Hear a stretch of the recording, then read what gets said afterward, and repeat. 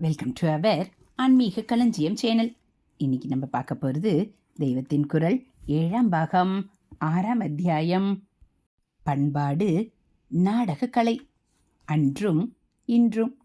அதில் இறைவனின் நாடகமும் மனிதரின் நாடகமும். லோகம் முழுக்க ஒரு நாடகம். பகவான் கபட நாடக சூத்திரதாரி என்று மகான்கள் சொல்கிறார்கள். சர்வதேசத்திலும் மகா கீர்த்தி வாய்ந்த நாடகாசிரியர் ஷேக்ஸ்பியர். அவர் கூட ஒரு இடத்தில் லோகம் முழுதுமே ஒரு நாடக மேடைதான், எல்லா ஸ்திரீ புருஷர்களும் அதிலே வரும் நடிகர்கள்தான் என்று சொல்கிறார். சுவாமி நடத்துகிற இந்த பெரிய நாடகத்தில் மனுஷனும் நாடகம் என்று ஒரு கலையை உண்டாக்கி இருக்கிறான். அனாதி காலமாக இலக்கியத்தில் இது ஒரு முக்கியமான அங்கமாக இருந்து வந்திருக்கிறது. வேதங்களிலே ஆங்காங்கே சம்பாஷணை ரூபத்தில் 2 பேர் பேசிக்கொள்கிற மாதிரியான மந்திரங்கள் இருக்கின்றன. ஆராய்ச்சிக்காரர்கள் இதுதான் நாடகக்கலையின் தோற்றுவாய் என்று சொல்கிறார்கள். தமிழிலும் இயல், இசை, நாடகம் என்று சொல்கிறார்கள். கத்தியம், போர்ஸ் என்பதை இயல், பத்தியம், பயிற்சி என்பதை இசை என்று சொல்லி நாடகம் என்பதற்கு மட்டும் அதே வார்த்தையையே தமிழிலும் வைத்து கொண்டிருக்கிறோம். கூத்து என்பதே நாடகத்திற்கான தமிழ் வார்த்தை. சமஸ்கிருதத்தில் கவி சிரேஷ்டர்கள் என்று தலைமேல் வைத்து கொண்டு கொண்டாடக்கூடிய காளிதாசன் பவபூதி காலத்திலிருந்து நாடக இலக்கியம் மகோன்னதமாக வளர்ந்திருக்கிறது. காளிதாசன், பவபூதி இருவருமே கவிகள் என்பதை விட பெரிய நாடகாசிரியர்களாக இருந்திருக்கிறார்கள். இன்னும் பாசன், விசாகதத்தன் முதலான பல பேரும் நாடகாசிரியர்களாக இருந்திருக்கிறார்கள். ஹரஹர சங்கர, ஜெய ஜெய சங்கர. அடுத்து நாடகக்கலையின் தனி விசேஷம். நாடகக்கலைக்கு ஒரு தனி விசேஷம் உண்டு. ஒரு லெக்சர் கேட்கிறோம், மனசில் ஓரளவுக்கு பதிகிறது.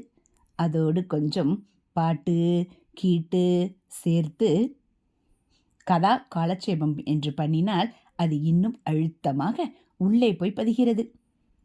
ஆனால் இங்கே கூட ஹரி கதைக்காரர் வர்ணிக்கிற சம்பவங்களையும் சம்பாஷணைகளையும் நாம் நேரிலே பார்க்காமல் மானசீகமாகத்தான் பார்க்கிறோம், கேட்கிறோம். இதுவே டிராமா என்றால் பல பாத்திரங்கள் நேரிலே வந்து தினுசு தினுசான உணர்ச்சிகளை காட்டி நடிக்கிறார்கள். சீன்களை பார்க்கிறோம், ரொம்பவும் சுவாரஸ்யமாக இருக்கிறது. அதனால் மனசில் ஆழமாக புகுந்து விடுகிறது. மகாகவிகள் பலவிதமான அலங்காரங்களுடன் தமிழில் அலங்காரம் என்பதை அணி என்றே நேர்மொழி பெயர்ப்பாக சொல்வார்கள். பிராசம் முதலான சப்த அழகுகளுடனும் காவியங்களை செய்திருக்கிறார்கள். சமஸ்கிருதத்தில் தண்டி செய்திருக்கிற அலங்கார சாஸ்திரத்தை பின்பற்றியே தமிழில் தண்டி அலங்காரம் என்று இருக்கிறது. அலங்காரம் என்றாலே அது மேலுக்கு போட்டுக்கொள்கிறது தான், அதுவே ஆசாமி இல்லை. அப்படியே காவியத்துக்கு ஓமை, உத்பிரேக்ஷை போன்ற எத்தனை அணிகள் இருந்தாலும் மூலமாக இருப்பது அதன் பொருள்தான். காவியத்துக்கு ஜீவனாக இருப்பது உணர்ச்சி, அனுபவம். இதை ரசம் ரசம் என்று விசேஷித்து சொல்வார்கள். நேச்சர் என்கிற இயற்கை வர்ணனை, பாத்திரங்களுடைய சுபாவம் என்கிற மன இயற்கையின் விசித்திரங்கள் எல்லாவற்றையும் ஒரு கவி எத்தனைக்கெத்தனை நன்றாக சித்தரித்து அல்லது பிரதிபலித்து எழுதுகிறாரோ அத்தனைக்கத்தனை அது சுவாரஸ்யமாக இருக்கிறது. கவிதையாக, காவியமாக வைத்துக்கொண்டு நாம் படித்தும் கேட்டும் மட்டும் சந்தோஷப்படுகிற கலா சிருஷ்டிகளுக்கு சிராவிய காவியம் என்று பெயர். அதையே மேடை மேல் நடித்து பார்க்கிற மாதிரி சீன் சீனாக பிரித்து வசனங்களை போட்டு எழுதிவிட்டால் திருச்சய காவியம் என்று சொல்வார்கள். திருச்சிய காவியம்தான் நாடகம். ஸ்தூலமாக சீன்களை காட்டிக்கொண்டு நடிகர்கள் ஸ்தூலமாக வந்து வீரம், ஸ்ருங்காரம், கருணை இத்தியாதி பாவங்களை காட்டுவதை விட நாமே மானசீகமாக பாவனை பண்ணிக்கொள்வதிலேயே சிலர் இன்னும் நுட்பமான ரசானுபவத்தை பெற முயலலாம். சமஸ்கிருத இலக்கியத்தில் எழுதுகிறவனே எல்லாவற்றையும் அப்பட்டமாக சொல்லி தீர்த்து விடாமல் ரசிகன் அதை பூர்த்தி செய்து கொள்கிற மாதிரி விட்டுவிடுவதை ஆலங்காரிகர்கள், அலங்கார சாஸ்திரக்காரர்கள் விசேஷமாக மெச்சுவார்கள். இம்மாதிரி சொல்லாமல் சொல்வதை துவனி, வியங்கியம் என்றெல்லாம் ரொம்பவும் புகழ்ந்து சொல்வது வழக்கம். காளிதாசாதிகள் எழுதியுள்ள நாடகங்களிலும் கூட இப்படிப்பட்ட துவனி அழகு நிரம்ப உண்டு. டிராமா என்பதால் எல்லாவற்றையும் நாசுக்கில்லாமல் போட்டு உடைத்து விட்டார்கள் என்று அர்த்தமில்லை. இப்படிப்பட்ட சாகுந்தலம் மாதிரி, மகாவீர சரிதம் மாதிரி இருக்கப்பட்ட நாடகங்களை நாம் மானசீகமாக கற்பனை கண்ணால் என்று இந்த நாள் பத்திரிகைக்காரர்கள் எழுதுகிறார்களே, அப்படி பார்த்து கொண்டாலே ஸ்டேஜ் மேல் பார்ப்பதை விட கூட உயர்த்தியாக இருந்தாலும் இருக்கும். ஆனால் இது ரசிகனின் தரத்தை பொறுத்த விஷயம். பொதுவாக சொல்லப்போனால் ஜனங்களுக்கு கவிதை என்பதை வைத்துக்கொண்டு படிப்பதில் பிடிப்பு ஏற்பட மாட்டேன் என்கிறது.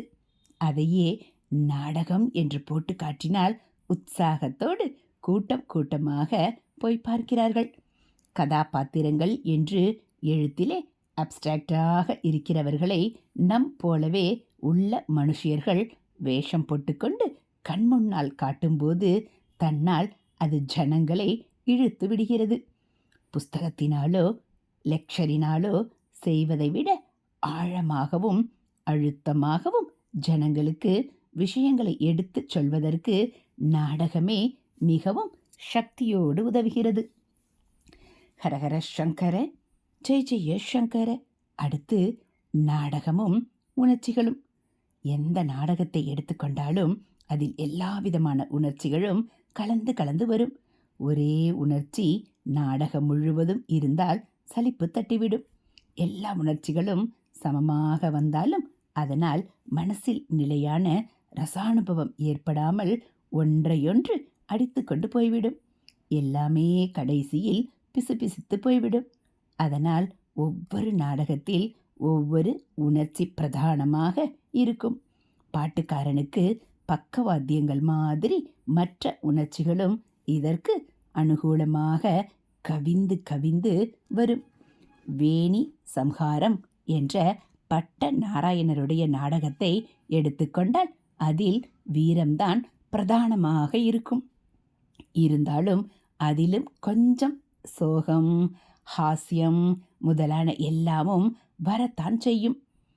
பவபூதி, ஸ்ரீராமன் விஷயமாக மகாவீர சரிதம், உத்தர ராமச்சரிதம் என்று 2 நாடகங்கள் எழுதியிருக்கிறார்.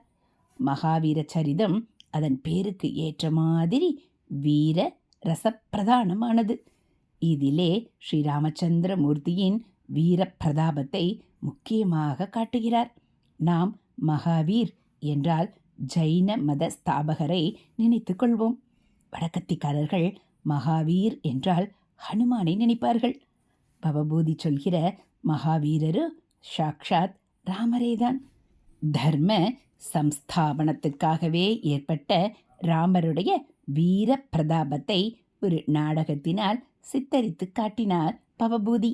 இவரே உத்தர ராமச்சரித நாடகத்தில் ஸ்ரீராம பட்டாபிஷேகத்துக்கு பின் சீதாதேவியை வனத்துக்கு அனுப்பியது முதலான சம்பவங்களை சொல்லும்போது நம்மை ஒரேயடியாக சோகத்தில் உருகி போகும்படி பண்ணுகிறார். ஓமைக்கு காளிதாசன், உபமா காளிதாசஸ்ய என்பது போல் கருணைக்கு பவபூதி, காருண்யம் பவபூதி ரேவ என்று சொல்லும்படியாக அப்படி நெஞ்சை தொடும்படி சோகத்தை வர்ணிப்பார். காவியங்களில் நவரசம் என்பதில் கருண என்றால் சோகம் என்றே அர்த்தம். இப்போது நாம் இரக்கம், தயை என்கிற அர்த்தத்தில் கருணை என்பதை பிரயோகிக்கிறோம். இந்த ரசத்துக்கு பவபூதியிலிருந்து ஒரு உதாரணம் சொல்கிறேன். புலம்பி அழாமல் மனஸ் வெதும்பி தன்னைத்தானே குத்தி காட்டிக்கொண்டு கொஞ்சம் ஹாஸ்யம் கலந்த மாதிரி பேசுகிற போது அதனுடைய சோகம் நேராக அழுவதை விட ஆழமாக நம் நெஞ்சை தொட்டு விடுகிறது. ராமனை இப்படி பேச வைக்கிறார் பவபூதி. உத்தர ராமச்சரித்திரத்தில் ஹே ஹஸ்த ராமஸ்ய காத்ரமசி நிப்ர கர்ப்ப கிண்ண சீதா விவாசன படோ கருணா குதஸ்தே. சம்பூகன் என்பவனை கொள்வதற்காக ராமர் வாளை உருவிய கட்டத்தில் அவரை இப்படி பேச வைக்கிறார் பவபூதி. சம்பூகனை ஏன் கொல்லப்போனார் என்றால் அவன் தன்னுடைய சமூக ஸ்தானத்துக்கு தகாத உக்ர தபசை மேற்கொண்டிருந்தான். அதனால் லோக தர்மமே பாதிக்கப்பட்டதால் தான் தர்மராஜ்யமே ராமராஜ்யம் என்று நடத்திய ராமர் அவனை கொல்லப் போனார். அவன் யோகியதை மீறி பண்ணினான் என்றாலும் அவன் பண்ணினதோ ரொம்பவும் உத்தம விஷயமான தபஸ். ஆகையால் தபஸ் செய்து கொண்டிருக்கும் சம்பூகன் மேல் வாளை பிரயோகிக்க ராமருடைய கை தயங்குகிறது. அப்போது ராமர் அந்த கையை பார்த்து சொல்வதாக கவி சொல்கிறார். ஹே ஹஸ்தமே, கையே, உனக்கு இரக்கம் ஒரு கேடா? நீ ராமனுடைய சரீரத்தின் அங்கமாக்கும் அந்த ராமன் எப்படிப்பட்டவன்? நிறை கர்ப்பமான சீத்தையை நிர்தாட்சண்யமாக காட்டுக்கு விரட்டியவன். அப்படிப்பட்டவனுக்கு அங்கமாக இருக்கிற கையே, உனக்கு தயை எதற்கு, தாட்சிண்யம் எதற்கு? இம்மாதிரி ராமனை ஆத்ம நிந்தை பண்ணிக்கொள்ள வைக்கும்போதே சோகரசத்தை மட்டுமில்லாமல் உள்ளுர ராமனுக்கு சீத்தையிடம் அன்பு இருந்த போதிலும் ராஜ தர்மத்துக்காகவே அவர் அவளை திரஸ்காரம் செய்தார் என்பதையும் நாம் உணரும்படியாக பண்ணிவிடுகிறார். நிந்தை மூலமே கதாபாத்திரத்தின் குணத்தை காட்டுகிறார். நமக்கு தர்மத்தையும் சொல்லிக் கொடுக்கிறார். ஹரஹர சங்கர, ஜெய ஜெய சங்கர. அடுத்து கதாநாயகன் விதூசகன், காமாதுரன், இப்படிப்பட்ட பல தினுசான பாத்திரங்கள் ஒரு நாடகத்தில் இருந்தாலும் முக்கியமான பாத்திரத்தை குணத்தில் உயர்த்தி காட்டுவதும் அதன் மூலம் அந்த குணத்தில் நமக்கு பிடிப்பு உண்டாகச் செய்வதும் தர்மங்களை சொல்வதும் தான் நல்ல நாடகத்துக்கு லட்சியமாக இருந்தது. நாடக இலக்கியம் என்பது சமஸ்கிருதத்தில் மகா பெரிசாக பரந்து விரிந்து இருந்ததில் பல தினுசான கதாநாயகர்களும் இருக்கத்தான் செய்தார்கள். என்றாலும் அவர்களில் தீரோதாத்தன் என்பதாக தீரம், நல்ல குணம் இரண்டிலும் சிரேஷ்டமானவனையும், தீரப்பிரசாந்தன் என்பதாக தீரம், சாந்தம் இரண்டும் ஒன்று கூடி இருப்பவனையும் தான் ஐடியல் ஹீரோக்களாக கொண்டாடினார்கள். உத்தமமான நாடகாசிரியர்கள் உத்தமமான இப்படிப்பட்ட கதாபாத்திரங்களின் மூலம் ஜனங்களுக்கு தர்ம வழிகளை கண்ணுக்கு முன்னாடி ரசித்து பார்க்கும்படியாக காட்டினார்கள். ஹரஹர சங்கர, ஜெய ஜெய சங்கர. ஹரஹர சங்கர, ஜெய ஜெய சங்கர. மகா பெரியவா சரணம். இதுபோல் தெய்வத்தின் குரல் பகுதிகளை நீங்கள் தினந்தோறும் கேட்கணும் அப்படின்னா மறக்காமல் நம்ம சேனலை சப்ஸ்கிரைப் பண்ணுங்க. கூடவே பெல்லைக்கானை கிளிக் பண்ணி ஆளுங்கிற பட்டனையும் அழுத்திடுங்க. நம்ம சேனலில் வரக்கூடிய தெய்வத்தின் குரல் பகுதிகள், மகாபிரிவா மகிமை, மகாபிரிவா அருள்வாக்கு, ஆன்மீக கதைகள் எல்லாம் உங்களுக்கு பிடிச்சிருந்தால் ஒரு லைக்கும் கமெண்ட்டும் கொடுத்து உங்களுக்கு தெரிஞ்சவங்களுக்கும் ஷேர் பண்ணுங்க. ஹரஹர சங்கர, ஜெய ஜெய சங்கர. காஞ்சி சங்கர, கமகோடி சங்கர, காமாட்சி சங்கர, கமதேனு சங்கர. ஹரஹர சங்கர, ஜெய ஜெய சங்கர. மகாபெரியவா சரணம்.